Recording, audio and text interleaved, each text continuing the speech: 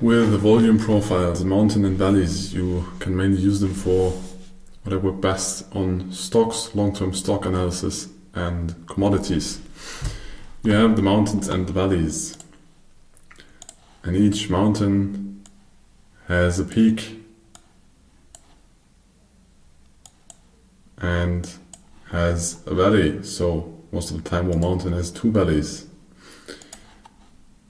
Over there, over there, over there, over there, and over there. Yes, this is a valley as well. This is another valley. How do you trade this? The logic behind it, quick repetition, is if price is touching a mountain, we check for trades back in the valley to trade through to the other valley. And then the logic's gonna be this: if we accept another valley as soon as we touch the mountain, we look for long trades in the valley and we look for short trades on the upside of the valley. Let us go through some examples. So as soon as we touch the mountains of the different areas, then the valley is, or the mountain, the high value area is accepted.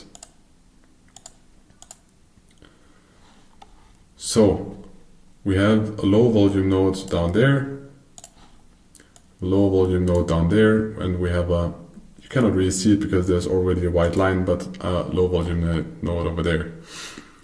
And price started to accumulate in this range. So the volume that you see here was not that extreme there before, but there also was a POC or a VPOC in the low volume nodes, but not as much as you see in this profile. We trade above and we trade below, and we touch the mountain, we trade above, and at some point, most likely at this point, the mountain is already formed. So we would check for a long trade because we are trading in this high volume area and we want to check for a long trade in this low volume area, so in this valley, and we want to check for a short trade in this valley. So we'll check for a long trade here and get stopped out, because either we wait for a setup, then most likely we did not get an entry, or we just put stop loss maybe in the next value area, but then the risk to reward would be too bad, because then we enter here, we have our stop loss in the next mountain, and the take profit here, maybe that's a risk to reward of 1, which is too bad.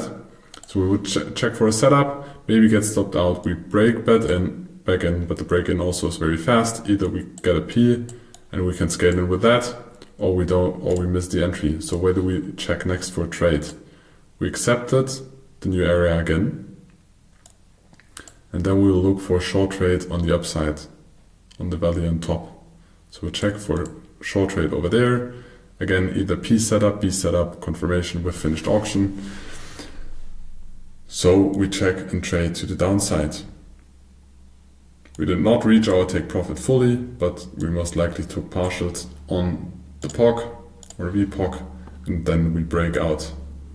Then we spend some time outside. We can check for a retest. So maybe we got a short because we checked for another short entry over here. So we got a loss. And now we are going to price discovery. So at some point here, there will be a new mountain. There will be a new high volume area. There will be a new valley. And as soon as we touch the POC to the upside,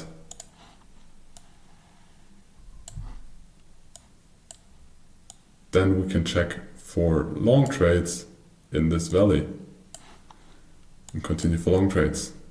Or we retest this valley, and most likely we'll continue to the upside, or we will break back in to this valley and check for short trades on the valley on the top side.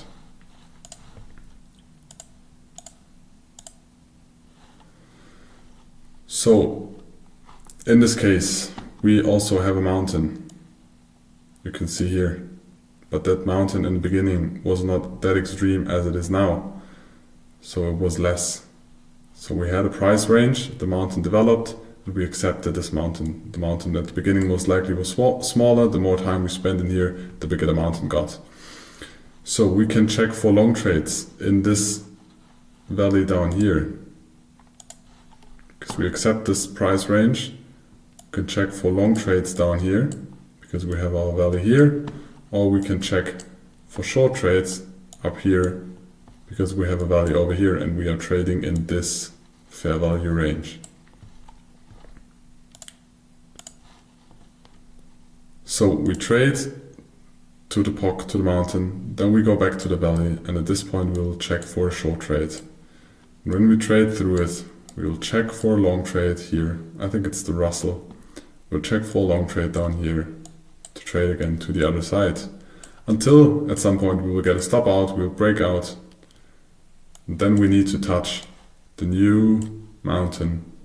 And then we check for a new entry, maybe in this valley, to the long side. So we trade to the other side of the valley, which is here. I hope you understood the logic, because we'll now go to an example for the last one, the business zones.